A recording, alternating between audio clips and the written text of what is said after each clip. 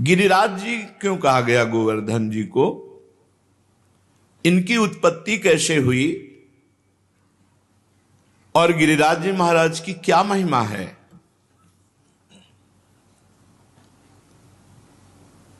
श्री नंद बाबा ने गर्गाचार्य जी को प्रेरित किया महिमा वर्णन करने के लिए। उपनंद आदि बड़े बड़े महापुरुष ये सब बैठ करके गिरिराज महाराज की महिमा सुन रहे हैं।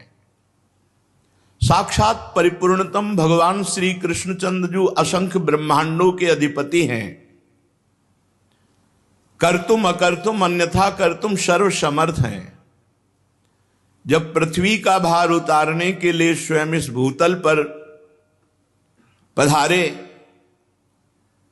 तो उन जनार्दन ने अपनी प्राण प्रिय प्राण वल्लभा अपनी उपास्य श्री राधा किशोरी से कहा, प्रिय तुम्हें हमारे साथ भूतल में हमारे लिए चलना होगा नवनिवृत्त निकुंज से। किशोरी जी ने कहा, प्राणनाथ आप चलने की बात कैसे सोच सकते हैं?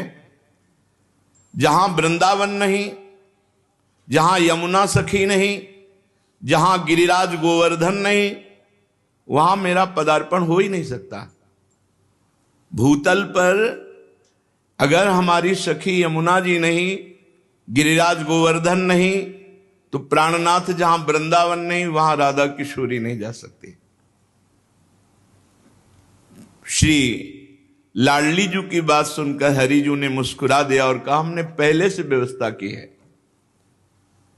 मृत्युलोक में, भारत भूमि में, माथुर मंडल में अपने को ही 84 कोष भूमि में मैंने विस्तार किया है। ये 84 कोष भूमि श्री कृष्ण स्वरूप है।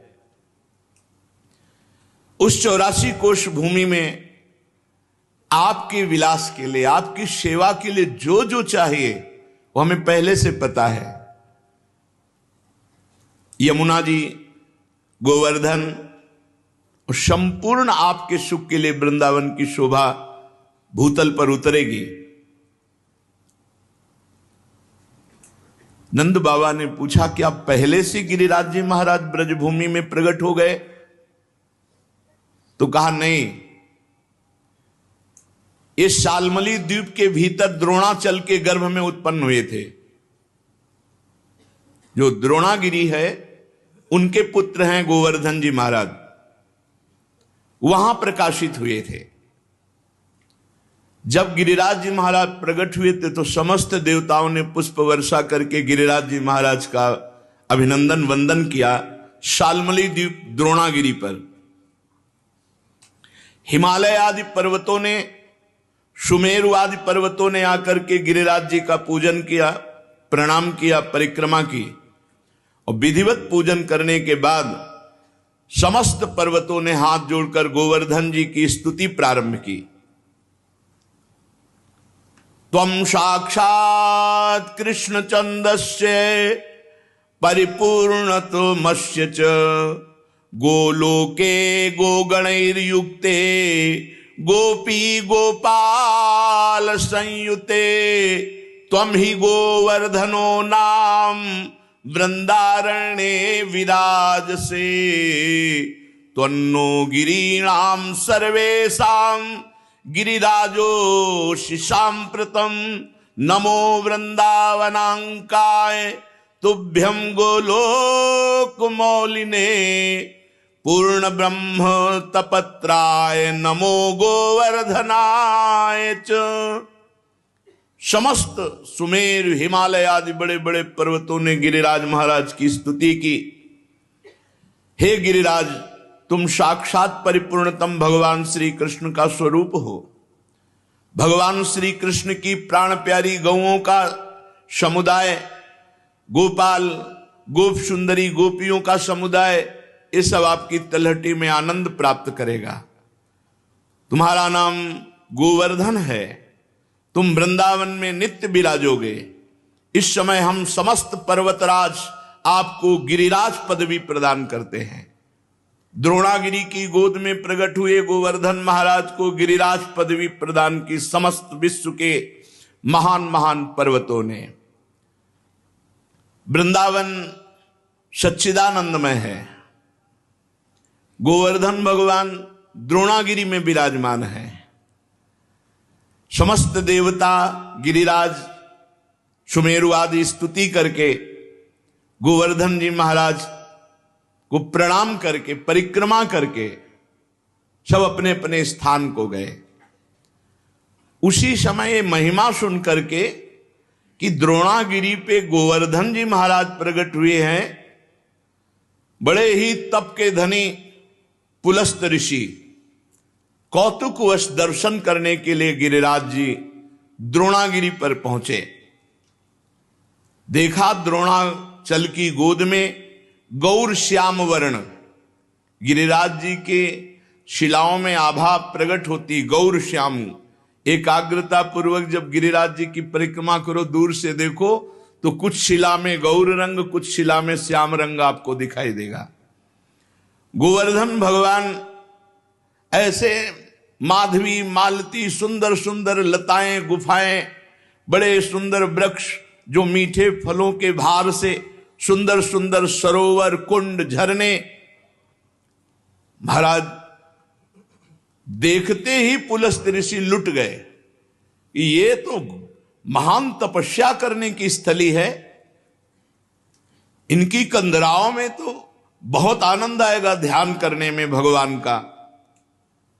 सैकड़ों शिखर गिरिराज जी महाराज के रत्नमय, विविध रंग बिरंगे धातु, विविध शोभा पुष्पों की, नाना प्रकार के पक्षी खग कोलाहल कर रहे, झरने गिर रहे, मृग और बहुत से बंदर, मयूर, केकिका ध्वनि, बड़ा आनंद गिरिराज महाराज।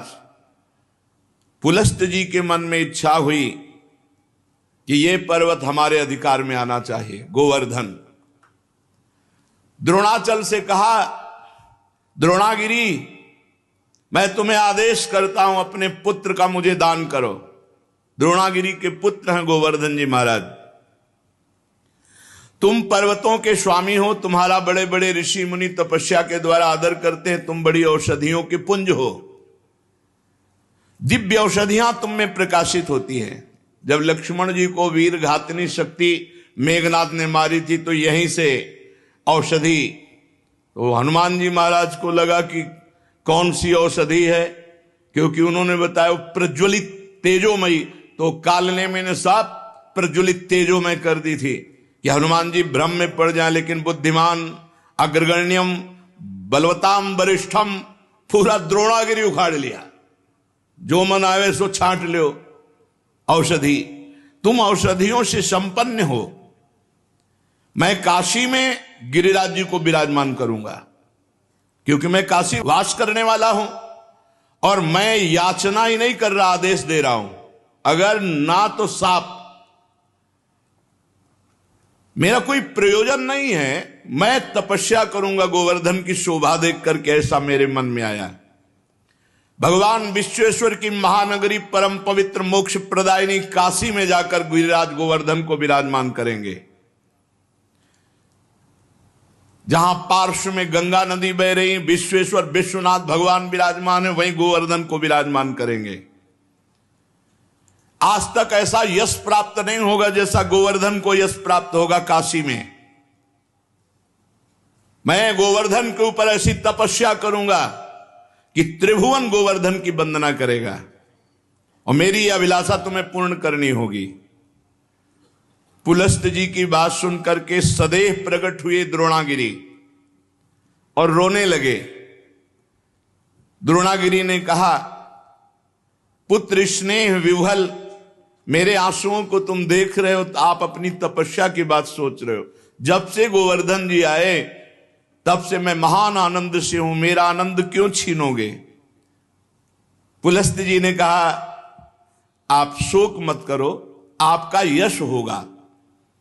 द्रोणाचल बोले, महामुनि मैं पुत्र स्नेह से व्याकुल हूं, मुझे पुत्र अत्यंत प्रिय है, तथापि मैं आपकी आज्ञा का भी उल्लंघन नहीं कर सकता, क्योंकि जानता हूं आप एक क्षण में साप देकर मुझे भस्म कर सकते हैं। द्रोणागिरी गिरिराज जी को अपने अंक में भर के कहा, पुत्र कुछ भगवान और रचे हैं, इनकी सोच अलग है लेकिन कुछ भगवान और रचे हैं। भगवान का संकेत मानकर मैं तुम्हें इनको दान करता हूं। भारतवर्ष बड़ा पवित्र देश, धर्ममय देश है, जहां केवल भारतवर्ष में धर्म, अर्थ और काम मोक्ष की आराधना होती है। निष्काम कर्म के द्वारा, ज्ञान योग के द्वारा तत्वबोध या प्रेम केवल भारतवर्ष में। मैं तुम्हें प्रदान करता हूं पुलस्त ऋषि को। गोवर्धन जी ने महान ऋषि पुलस्त जी से कहा, थोड़ा आप हमारा परिचय भी तो जान लें। 8 योजन लंबा, 8 चौको 32 कोश, 2 योजन ऊंचा, 8 कोश ऊंचा, 5 योजन चौड़ा, 20 कोश, 5 चौको 20। ऐसे थे गिरिराज जी जब यहां आए थे। साफ हो गया महाराज का आगे तो रोज तिल तिल घट रहे हैं। ऐसी दशा में आप देख पाओगे कि मुझे ले जाकर काशी में विराजमान कर दो। पुलस्त जी ने कहा, बेटा मैं पुलस्त हूं, अगर संकल्प करूं तो पूरे भूमंडल को उठा के चल सकता हूं। मेरे हाथ पर केवल तुम बैठ जाना, मैं काशी में ही छोड़ूंगा तुम्हें। गोवर्धन ने कहा, फिर एक बार क्या बोल गए आप, सोच लो। एक बार हाथ में आ गया, उतार दिया तो फिर तुम्हारी सामर्थ्य नहीं होगी कि आप मुझे हिला भी सको। मेरी प्रतिज्ञा और आपकी प्रतिज्ञा एक। आपने कहा मैं यहां से उठाऊंगा और काशी में रखूंगा, और मैं कह रहा हूं अगर बीच में रख दिया तो मैं आपके यहां उठाए फिर नहीं उठूंगा। पुलस्त जी ने बात तय कर ली। शाल्मली द्वीप से लेकर कितने बड़े महान तपस्वी भारतवर्ष के कौशल देश के रास्ते में लिए हुए गिरिराज जी को आ रहे हैं। पर्वत द्रोणागिरी विकल हो गए। गोवर्धन जी ने द्रोणागिरी को प्रणाम किया और कहा, सदैव आपके साथ हमारा नाम, हमारे साथ आपका नाम जुड़ा रहेगा। आंसुओं से अभिषिक्त होकर द्रोणागिरी ने गिरिराज महाराज को विदा किया। दाहिने हाथ पर पुलस्त ऋषि ने उठा लिया और बड़ी तीव्र गति से चले। गिरिराज महाराज शांत देखते रहे। जेव ही माथुर मंडल में आए, ब्रज 84 कोश में, जहां गिरिराज जी विराजमान है। गिरिराज जी अपना भार भी बढ़ा लिया और विचार किया, ये मेरी लीला स्थली है मेरे प्रभु की, मैं यहां से एक कदम बाहर नहीं जाऊंगा। यहां भगवान श्री कृष्ण श्री किशोरी जी के साथ, ब्रजगोपियों के साथ, ग्वाल वालों के साथ यहां दिव्य लीला करेंगे, उसका मुझे आनंद मिलेगा। कैशोर लीला, बाल लीला, सब लीलाओं का आनंद मुझे मिलेगा। इतना ही नहीं, मेरे ऊपर दान लीला, मान लीला, ये सब प्रभु करेंगे। मैं एक कदम यहां से नहीं जाऊंगा ब्रजभूमि से। जहां किशोरी जी के साथ प्रभु अपने चरणों से विहरण करेंगे, वहां छोड़कर मैं अब कहां जाऊं। गिरिराज गोवर्धन इतने भारी पड़ गए कि मुनि का हाथ ऐसा लगा कि टूट जाएगा, और साथ में बड़ी जोर की लघुशंका लगी। गिरिराज महाराज की लीला, भार तो तपबल से रोक रहे थे, लेकिन लघुशंका तपबल से कहां तक रोके। वो बात थी कि अगर रख दिया तो भी तुम्हारी ताकत नहीं कि उठा सको। इतनी लघुशंका लगी कि वो बात भूल गए और भार से हाथ पीड़ित। तो गिरिराज महाराज जहां विराजमान है यहीं विराजमान किया, लघुशंका किया, आचमन किया, पवित्र हुए और गोवर्धन से गाओ, कर कमल में विराजमान हो। बोले खत्म खेल। हमारी और आपकी प्रतिज्ञा थी कि आप रख दोगे, उठा नहीं पाओगे। तो उनका तुम्हारे आने से मैं अभी उठाकर तुम्हें ले चलता हूं। पुलस्त ऋषि ने अपना सारा तेज तप बल सब लगा दिया, गिरिराज महाराज टस से मस नहीं हुए। मुनि ने कहा दैन्यता पूर्वक, गिरिराज तुम मेरी शक्ति का उपहास मत करो, मुझे अभी क्रोध तुम पर नहीं आ रहा है। मैं बहुत प्यार से तुम्हें द्रोणागिरी से सालमली द्वीप से लाया हूं काशी ले जाने के लिए, तुम मेरी भावना में बाधा मत पहुंचाओ। गिरिश्रेष्ठ चलो, भार अधिक मत बढ़ाओ, मैं जान गया हूं कि तुम रूठ रहे हो, लेकिन शीघ्र तुम्हारा सम्मान काशी में होगा। गोवर्धन जी ने कहा मेरा दोष नहीं है, आपने कोई मुझे यहां स्थापित नहीं किया है कि आप हमको लाके यहां से स्थापित किया। हमारी प्रतिज्ञा थी धरना मत बीच में, क्यों रख दिया बीच में? कोई लघु शंका, इसके हम जिम्मेवार थोड़ी है। अब मैं यहां से एक कदम भी नहीं जाऊंगा, तुम्हारी ताकत नहीं कि यहां से ले जाओ। अब तो पुलस्त मुनि की सारी इंद्रियां क्रोध से व्याकुल हो गई और ओंठ फड़कने लगे। उन्होंने कहा तुम हमारा सारा उद्यम व्यर्थ कर दिया है द्रोण पुत्र गोवर्धन, मैं तुम्हें शाप देता हूं कि आज के बाद तुम तिल तिल रोज घटोगे।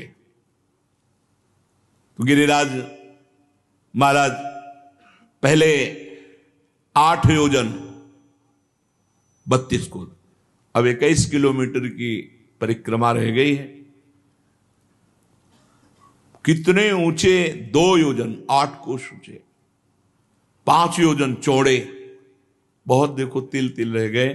भजन कर लो, कलयुग और आगे बढ़ेगा, तब गंगा और गिरिराज अंतर ध्यान हो जाए। जब तक गंगा और गिरिराज हैं कलयुग का तांडव नहीं हो सकता। पर रोज एक एक तिल गिरिराज जी क्षीण हो रहे हैं। शाप दे दिया, तिल तिल भर तुम रोज क्षीण हो गए। गिरे त्वाति धृष्टेन न कृतो में मनोरथा तस्मात् तु तिल मात्रम ही नित्यम त्वम क्षीणताम ब्रज। ब्रजवास करो लेकिन एक एक तिल रोज क्षीण हो गए। गर्गाचार्य जी कहते हैं यावत भागीरथी गंगा यावत गोवर्धनो गिरी तावत कलेह प्रभावस्तु भविष्यति न करहिचित। जब तक गिरिराज गोवर्धन विराजमान है, भागीरथी गंगा प्रवाहित है, तब तक कलयुग अपना तांडव नहीं कर सकता। हाँ, उसका प्रभाव रहेगा। तांडव शब्द से मतलब है भ्रष्टाचार ही भ्रष्टाचार, भ्रष्टाचारा सब संसारा, धर्म सुने नहीं काना, कलिकाल बिहाल की मनुजा, नहीं माने को अनुजा तनुजा, ऐसा भ्रष्ट आचरण। न कहीं स्वाहा न स्वधा न राम न कृष्ण न हरि, अब बिल्कुल भ्रष्टाचार। तब भगवान कल की रूप में आकर दुष्टों का संहार करके फिर नवीन शांति की स्थापना करेंगे। उस दिन से गोवर्धन महाराज ब्रज में विराजमान हुए, पर महाराज पुलस्त जी के शाप से तिल तिल क्षीण होते गए। जब तक भागीरथी गंगा गोवर्धन पर्वत भूतल पर विद्यमान है, तब तक कलिकाल का प्रभाव कदापि नहीं बढ़ेगा। ये गोवर्धन का शालमली द्वीप द्रोणागिरी से ब्रजधाम आना है। ये पावन श्री गिरिराज महाराज जी का चरित्र है। एक समय की बात है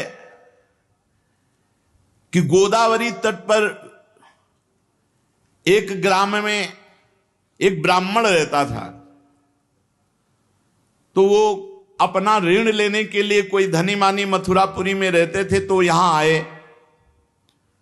वो अपना कार्य पूरा करके जब घर को लौट रहे थे, तो रास्ते में गिरिराज गोवर्धन जी मिले। तो ऐसा सुंदर पत्थर का टुकड़ा ऐसे देख करके उनको लगा कि साथ ले जाना चाहिए। एक बात ध्यान रखें, गिरिराज जी को शाप मिल गया है इस बात के लिए कि ब्रज से बाहर नहीं जाना चाहते थे। और अगर किसी ने गिरिराज जी को ब्रज से बाहर ले जाने की चेष्टा की तो शाप का अधिकारी होगा, अपने आप उसका पतन शुरू हो जाएगा। ये मत सोचो कि गिरिराज जी की शिला की महिमा सुनी तो ले जाकर ब्रजमंडल के बाहर विराजमान कर लें, ये सिद्धांत नहीं है।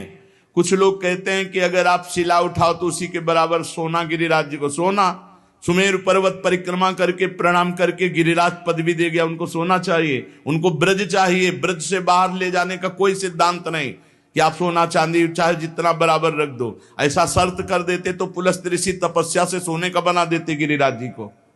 गिरिराज जी की शिला को ब्रजमंडल से बाहर ले जाना घोर अपराध है। ये तुम्हारी भक्ति का बाधन होगा, साधक नहीं होगा। ये मत सोचना कि हम गिरिराज जी की शिला उठाए, इतनी महिमा सुनी तो बाहर ले जाएं। अपना कार्य पूरा करके वो घर लौटने लगा। तब गोवर्धन की जी के तट पर वो गोल पत्थर बड़ा सुंदर लगा। गिरिराज जी की शिला तो उठा ली। अभी वो ब्रजमंडल में ही था कि एक घोर राक्षस उस पर टूट पड़ा, उस ब्राह्मण पर। उसका मुंह ऐसे नाटा छाती में घुसा हुआ, 3 पैर 6 भुजाएं, बड़ा विकराल ओंठ, ऐसे दांत, मोटी नाक, बदबू आ रही थी।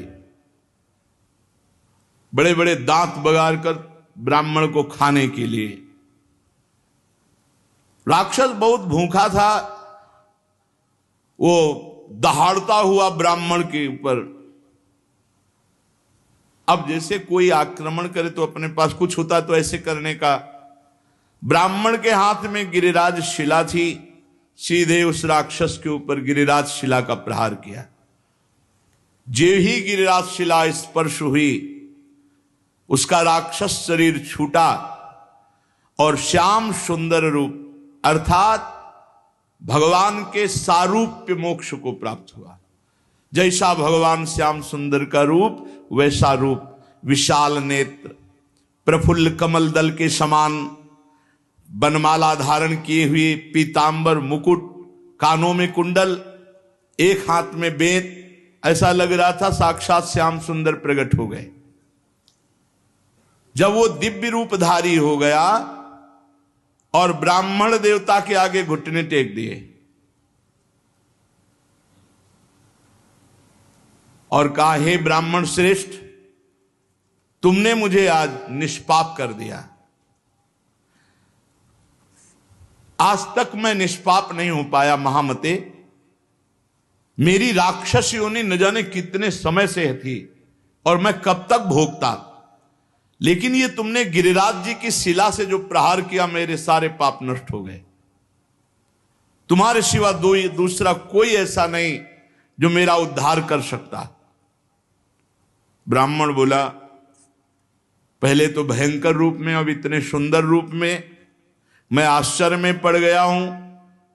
मेरे में तो कोई सामर्थ्य नहीं है, मेरे द्वारा तुम्हारा उद्धार कैसे हो सकता? मैंने तो कोई संकल्प भी नहीं किया। और एक पाषाण का क्या ऐसा फल हो सकता है कि उसके स्पर्श से तुम भगवान का स्वरूप हो गए? उसने कहा, ब्राह्मण, ये साधारण पाषाण नहीं है, ये गिरिराज गोवर्धन की शिला है जो साक्षात भगवान हरि का रूप है। अरे इसके दर्शन मात्र से कृतार्थ हो जाए जीव। जो गंधमादन की यात्रा करके बड़ी तपस्या पूर्वक फल की प्राप्ति नहीं की जा सकती, वो गिरिराज जी के दर्शन मात्र से और परिक्रमा से कोटि गुना पुण्य प्राप्त किया जा सकता है। गंधमादन पर्वत पर तपस्या करके जो फल प्राप्त नहीं किया जा सकता, उससे करोड़ गुना फल गिरिराज जी की परिक्रमा, गिरिराज जी के दर्शन से। अब देख लो, राक्षस था, गिरिराज जी के स्पर्श से श्याम सुंदर रूप हो गया। उस जो भगवत स्वरूप बना हुआ है, वो बोला, मलयाचल पर 1 भार स्वर्ण का दान करने से जिस पुण्य फल की प्राप्ति होती है, गिरिराज महाराज में 1 बार लौट जाने से उस फल की प्राप्ति होती है। रज में लौट गए, इस सुख को कौन जाने। वृंदावन की गुणन सुन हित सो रज में लोट, जय सुख को पूजत नहीं मुक्ति आदि सतकोट। ये यहां का लाभ है। अरे भाई, रज में लौटो, आचमन करो, बैठ के भजन करो, कीर्तन करो। जो मंगल प्रस्थ पर्वत पर ब्राह्मणों से वेद पाठ करवा करके उनको दक्षिणा दे, भगवान विष्णु के शास्त्र नाम का पाठ करवावे, वो जो फल प्राप्त होता है वो गिरिराज जी की तलहटी में बैठ के थोड़ी देर नाम कीर्तन करने से प्राप्त हो जाता है। थोड़ी देर भगवान नाम कीर्तन गिरिराज जी की तलहटी में, अरे लाभ लो भाई, ब्रजमंडल में आए हो जरूर जाना गिरिराज जी। बस नशा वशा गंदी बातें मत करो, उपवास करके दर्शन करो, एक दिन उपवास करके देखो, सारे पाप नष्ट हो जाएंगे। मानसी गंगा में स्नान करो, राधा कुंड आचमन, कृष्ण कुंड आचमन, रज में लोटो परिक्रमा। कितना मंगलमय देश है ब्रज 84 कोस। गिरिराज जी के समान पुण्य प्रदान करने वाला कोई भूमंडल पे दूसरा तीर्थ नहीं है।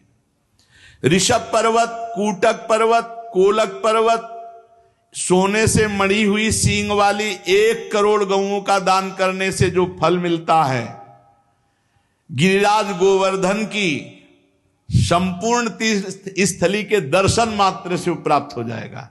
जैसे बताए गए जो तीर्थ स्थलियां, इनमें भ्रमण किए, ब्रजवासियों से पूछ ले, वो बता देंगे कि अमुक जगह। एक परिक्रमा जो रोड वाली है, उसमें तो आप ज्यादा दर्शन आदि का लाभ नहीं ले सकते, लेकिन अंदर वाली जब परिक्रमा करेंगे और एक ब्रजवासी कोई गाइड करने वाला हो, तो वो सब ये छुपे हुए जो तीर्थ स्थल हैं सबके दर्शन करा देंगे।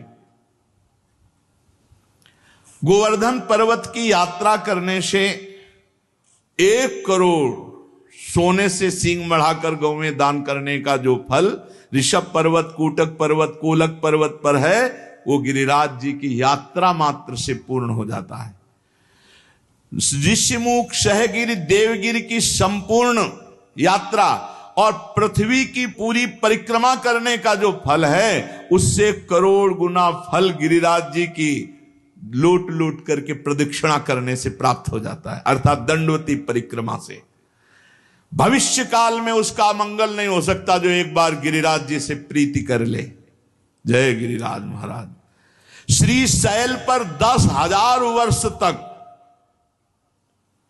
जो तप और यज्ञानुष्ठानों का फल मिलता है, गोवर्धन के पुच्छ कुंड में, जहां अप्सरा कुंड है पुछरी की लोठा के पास, स्नान करने से वो फल प्राप्त हो जाता है। जो गोवर्धन पर्वत पर उत्तम ब्रजवासी ब्राह्मणों को पवाकर दान देता है, वह स्वर्ग चाहे तो स्वर्ग, भगवान के वैकुंठ धाम को चाहे तो वैकुंठ धाम की प्राप्ति होती। धन होए ना तो ये लाभ लेना चाहिए। भगवान के तीर्थों धामों में जाकर के भूखों को भोजन देना चाहिए, पूज्य जनों को कुछ दक्षिणा भोजन ऐसे करना चाहिए। भगवान दिए हों तो करना चाहिए। यहां एक का लाखों भगवान देते हैं, मिलेगा, थोड़ा धैर्य रखो। समय, खेती भी बोई जाती तो अपने समय से फलीभूत होती है। चित्रकूट पर्वत पे रामनवमी के दिन पयस्वनी मंदाकिनी में, बैसाख की तृतीया को पारियात्र पर्वत पर, पूर्णिमा को कुकुराचल पर और द्वादशी को नीलाचल जगन्नाथपुरी में, सप्तमी को इंद्रकील पर्वत पर जो दर्शन करने से पुण्य होता है, परम लाभ होता है, गोवर्धन गिरिराज जी में किसी एक कुंड में स्नान करने से उसका फल प्राप्त हो जाता है। किसी एक कुंड पर बड़ा योग लिखे हुए हैं कि जैसे बृहस्पति के सिंह राशि पर स्थित होने पर गोदावरी में, कुंभ राशि पर हरिद्वार में, पुण्य नक्षत्र पुष्कर में, सूर्य ग्रहण कुरुक्षेत्र, चंद्र ग्रहण काशी में, एकादशी के दिन शुकर तीर्थ में, कार्तिक पूर्णिमा को गढ़मुक्तेश्वर में, जन्माष्टमी के दिन मथुरा जेल में, द्वादशी के दिन खांडोवन में, कार्तिक पूर्णिमा को वेंकटेश्वर नामक महावट, मकर संक्रांति तीर्थराज प्रयाग में, वैधृति योग बृहस्पति, रामनवमी के दिन अयोध्या में।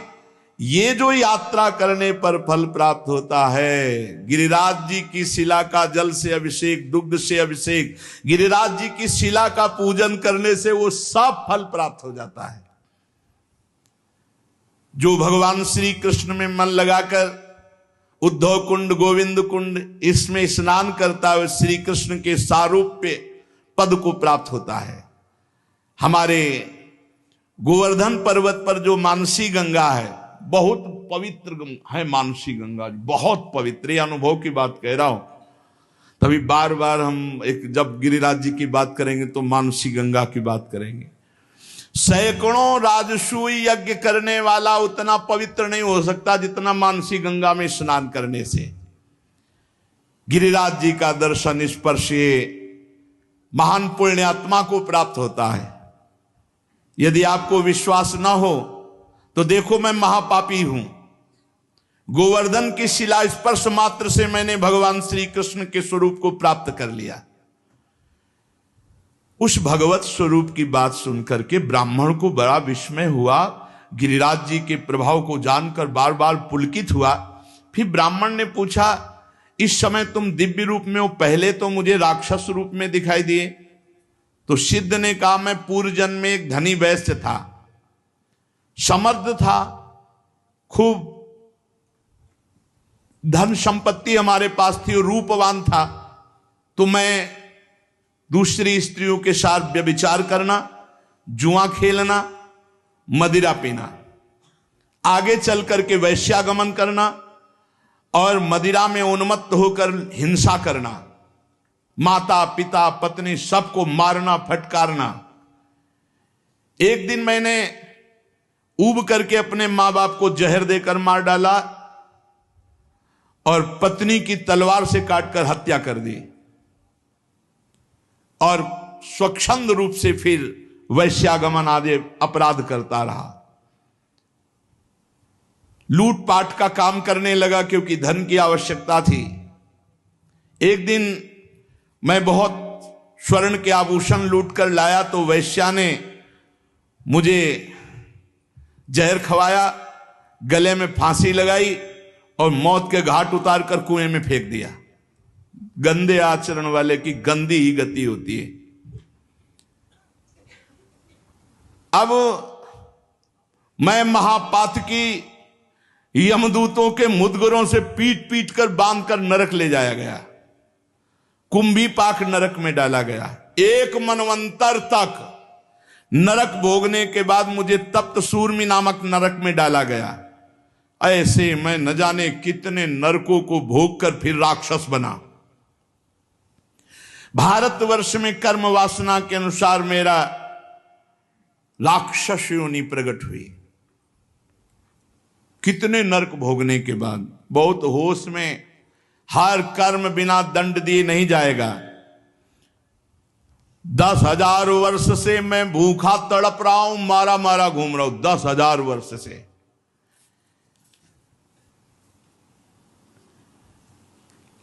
यमुना के सुंदर तट पर आज मुझे उद्धार का अवसर मिला। आपने जो गिरिराज जी की शिला मुझे मारी, उससे मैं भगवत स्वरूप हो गया। आज ब्रजभूमि को मैं बार बार नमस्कार करता हूं। जिस ब्रजभूमि में मैं भूखा तड़पता पापी तुम्हें खाने के लिए, लेकिन तुम्हारे द्वारा गिरिराज जी के स्पर्श से साक्षात श्री कृष्ण स्वरूप हो गया हूं। इस प्रकार वार्ता हो ही रही थी कि भगवत धाम से एक विमान उतरा जो सहस्त्रों सूर्यों के समान तेजस्वी था। 10,000 घोड़े जुते हुए थे और महान ध्वनि हो रही थी। उसमें भगवत पार्षद आए और ब्राह्मण के देखते देखते उस सिद्ध को, जो राक्षस था अब भगवत स्वरूप हो गया था, विमान में बैठाला और भगवान के धाम को ले गए। निकुंज विलासी श्री प्रिया प्रीतम की पावन प्रेम स्थली, क्रीड़ा स्थली है। श्री गिरिराज महाराज, नंदगांव, बरसाना, ये सब महान महान तीर्थराज। प्रयाग भी यहां आकर अपने पापों का प्रायश्चित करते हैं। जो तीर्थों से पाप इकट्ठा करते हैं उनको यहां भस्म करते हैं आकर। इसलिए हम सब सौभाग्यशाली जो हमें ब्रजभूमि में आने को मिला, वास मिला। अब हम अपने जीवन को ऐसी एक धारा में देखो, जो कर्म करोगे उसका आपको फल भोगना पड़ेगा। चरित्र सुन करके भयभीत होना चाहिए और भगवान की शरण में जाना चाहिए और वो उपाय करना चाहिए जिससे हम निष्पाप हो जाएं, हमें दंड भोगने को ना मिले। हमें कम से कम अगला जन्म मिले तो सुअर कुत्ता का ना मिले, फिर मनुष्य जन्म मिले और हम साधना करके भगवान की प्राप्ति करें। मनुष्य जीवन बड़ा दुर्लभ है। दुख की निवृत्ति के लिए कोई भ्रमित मत होना, बार बार आपसे कह रहे हैं। जब तक आप स्वयं अनुष्ठान नहीं करेंगे, स्वयं भजन नहीं करेंगे, तब तक आपके दुख को कोई मिटा नहीं सकता, नहीं मिटा सकता। का हिमवंत मुनीस सुन जो कछु लिखा लीला, देव दनुज नर नाग मुनि को न मेटन हार। बेकार का इधर उधर मत फंसो, स्वयं सत्संग सुनो, विवेक के द्वारा अच्छे आचरण करो, नाम कीर्तन करो, भगवान की चर्चा कहो, भगवान की चर्चा सुनो, और दूसरे में भगवत भाव करके उनका मंगल सोचो। दूसरों का मंगल सोचने वाला स्वयं मंगलमय हो जाता है, और दूसरों का मंगल करने वाला स्वयं अमंगल रूप हो। देखो राक्षस रूप हो गया, माता पिता को मारा, पत्नी को मारा, तो घोर राक्षस बने। और मरे कैसे? जहर खवा के गला घोंट के अंधे कुएं में फेंक दिए गए, और हजारों वर्ष मनवंतर को मतलब तो बहुत होता है, ऐसे नरकों को भोग कर फिर राक्षस बने। हम लोग ब्रजमंडल में आए, सत्संग सुने, अब हमारा जीवन नीचे नहीं गिरना चाहिए, हमारी उन्नति होनी चाहिए, और वो होगी नाम जप से।